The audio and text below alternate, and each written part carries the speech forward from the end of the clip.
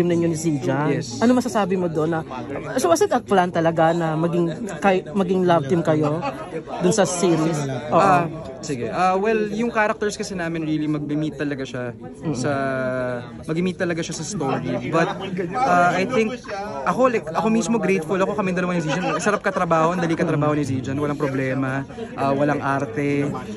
With consent din, lagi niya ako tinatanong okay lang ba na gawin ko to, okay lang ba? Which is super important. And iba yung chemistry namin, ayoko sirain yung chemistry namin eh. So maingat kaming dalawa sa Poch and Tim. Yeah. Were you surprised na ganun yung magiging suporta ng tao sa tambalan ninyo? Oo naman, sobra. Kasi parang bumalik lang din ako sa serye for ilang years din ako hindi gumawa ng serye. Nagawa ng mga movies, which is panibagong, ibang ano na naman yun eh, ibang volume na naman ng art yun eh.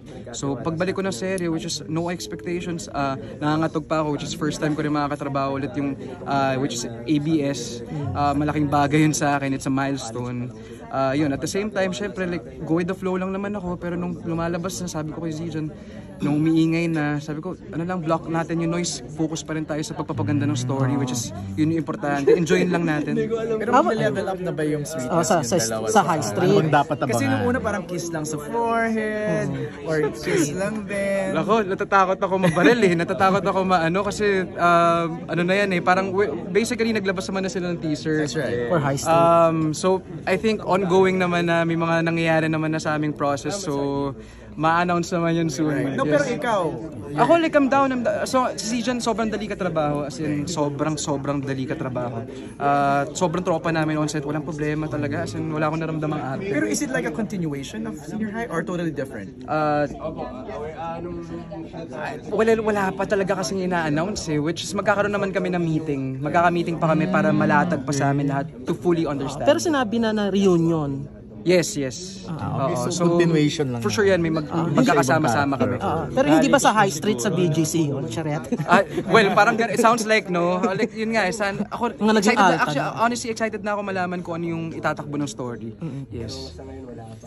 Pero sa tingin mo, where did you get that yung chemistry with Zijan? Saan ang galing yun sa tingin? Siguro sa passion po sa pagtrabaho. Okay, pareho. Same po kami na galing bata pa na nag-work na po kami sa harap ng camera. So feeling ko malaking factor po yun.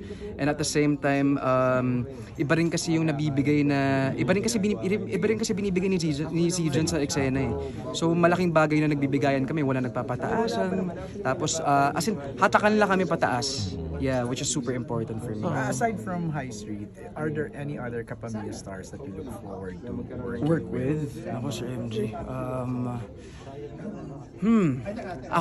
Gusto ko maka-work si Kyla. Because she's my friend. Yeah. Like, ka-gym ko siya before, ganyan. So parang, nung kino-compliment ko siya with her work sa Linlang, tapos kino-compliment rin ako with my work sa Senior High. Sabi ko, alam mo, parang gusto ko ito maka-work. Basic, yun, ganun kasi. Kasi parang, actually game din ako. Sige, game. Parehong breakthrough artist. Okay, thank you po. Salamat for that.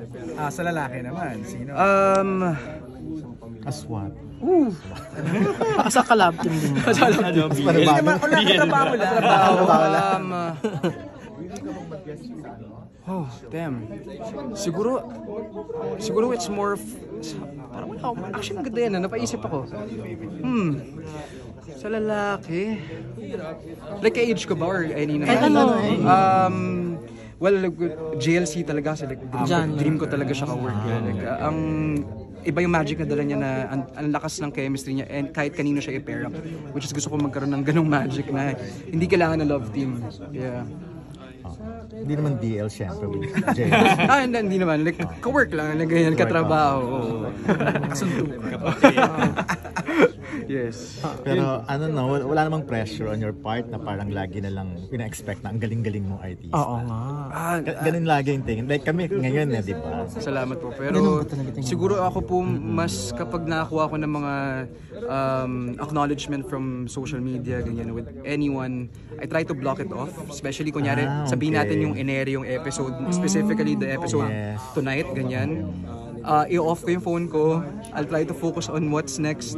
And then, saka ako magiging, like, ipaparamdam ko yung gratitude. Because, ba't kailangan mo? Siguro mas Nakadagdag ba yun? na-anxiety po siguro kasi ako. Anxiety And, na nakakalaki ng ulo? Or... Hindi naman sa nakakalaki ng ulo. It's more of hindi ko alam kung paano ha-handlein yung sitwasyon. Parang mas ganun po siguro. And para I try to block it off lang po. I'm super thankful and grateful, but at the same time, I just wanna focus sa work. I don't wanna get into that stuff na ipasok siya sa sistema ko kasi walang idudulot na maganda. Magaya-ngaya. Thank you. Thank you po. Picture na.